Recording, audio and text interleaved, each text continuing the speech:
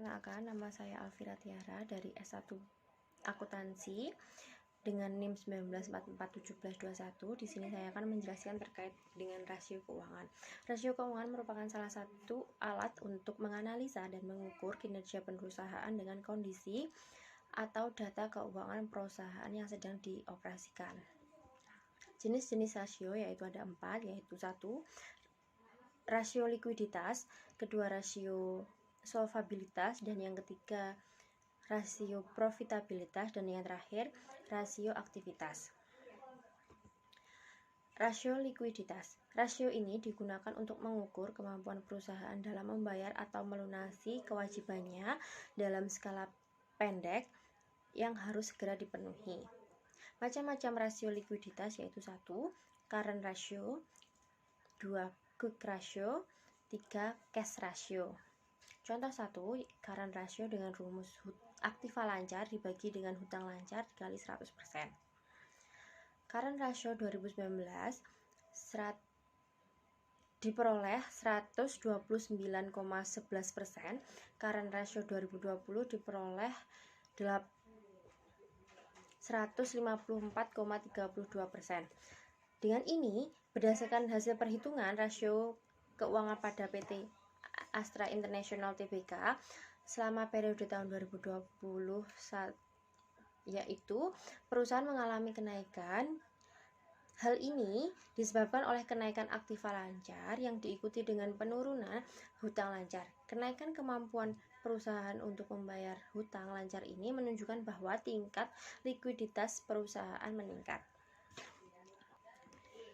Yang kedua yaitu quick ratio dengan rumus aktiva lancar dikurangi dengan persediaan, kemudian dibagi dengan hutang lancar, kemudian dikali dengan 100%. Dengan contoh, quick ratio pada tahun 2019 diperoleh 106,59%, quick ratio 2020 diperoleh 135,73%. Analisis ini berdasarkan hasil perhitungan rasio pada PT Astra International mengalami kenaikan yang disebabkan oleh kenaikan aktiva lancar, namun untuk persediaannya menurun yang diikuti dengan penurunan hutang lancar, sehingga kenaikan kemampuan perusahaan untuk membayar hutang lancar ini menunjukkan bahwa tingkat likuiditas perusahaan juga meningkat. Yang selanjutnya yaitu rasio leverage atau solvabilitas. Rasio ini digunakan untuk menilai kemampuan perusahaan atas pelunasan seluruh utang atau kewajiban dengan jaminan harta kekayaan yang dimiliki oleh perusahaan. Contoh 1 yaitu debt ratio dengan rumus total hutang dibagi total aktiva dikali 100%. Debt ratio tahun 2019 diperoleh 77,4% dan debt ratio tahun 2020 diperoleh 64,9%. Jadi, berdasarkan hasil perhitungan tersebut, PT Astra Tbk mengalami penurunan pada debt ratio-nya. Turunnya debt ratio ini disebabkan atas menurunnya kewajiban atau hutang jangka panjang perusahaan. Contoh kedua yaitu total debt equity ratio atau DER. DER dengan rumus hutang jangka panjang dibagi modal sendiri dikali 100%.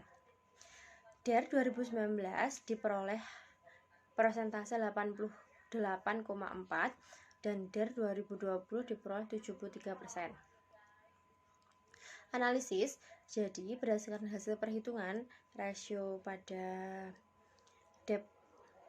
DER ini mengalami penurunan sebesar 88,4 menurun menjadi 73%. Penurunan ini disebabkan adanya peningkatan modal serta diikuti dengan hutang atau kewajiban yang Yang ketiga yaitu rasio profitabilitas. Rasio ini untuk melihat kemampuan perusahaan dalam mendapatkan laba yang diinginkannya. Contoh 1 yaitu gross profit margin atau disingkat dengan GPM. GPM dengan rumus laba kotor dibagi penjualan dikali 100%. GPM 2019 mendapatkan persentase sebesar 21,2%, GPM 2020 didapatkan 22%. Jadi berdasarkan hasil perhitungan, GPM mengalami kenaikan. Semakin besar persentase GPM, semakin baik juga keadaan operasi perusahaan tersebut. Hal ini menunjukkan bahwa HPP lebih rendah daripada dengan penjualan. Contoh kedua yaitu net profit margin atau NPM, laba bersih setelah pajak dibagi dengan penjualan bersih dikali 100%. NPM 2019 diperoleh persentase sebesar 114% dan GPM NPM 2020 didapatkan sebesar 106,1. Jadi berdasarkan hasil perhitungan, rasio keuangan pada PT Astra International mengalami penurunan. NPM semakin rendah menunjukkan penjualan tidak dapat menghasilkan laba bersih setelah pajaknya yang besar. Net profit margin semakin rendah, maka kegiatan operasi perusahaan semakin kurang baik. Yang terakhir yaitu rasio aktivitas. Rasio ini digunakan untuk mengukur efektivitas harta yang telah dimanfaatkan selama operasi perusahaan.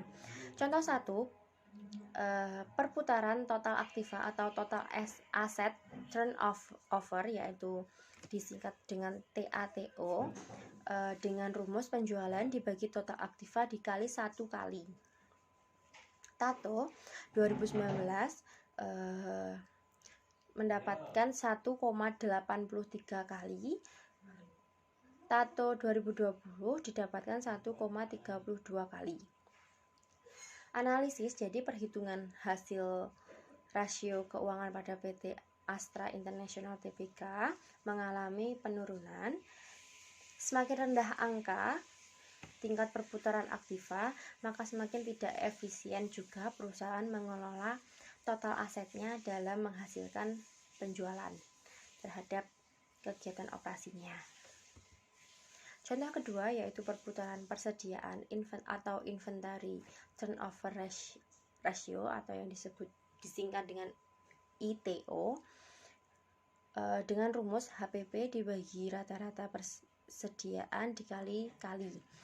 ITO 2019 didapatkan dengan jumlah 8,3 kali. ITO 2020 didapatkan 8,5 kali. Jadi berdasarkan hasil perhitungan tersebut, inventory turnover ratio mengalami peningkatan yang mana semakin tinggi perputaran persediaan perusahaan, semakin efisien juga perusahaan dalam melaksanakan operasinya.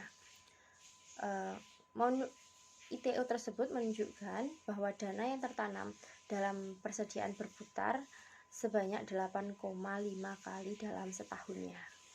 Terima kasih, itu penjelasan dari saya terkait rasio keuangan.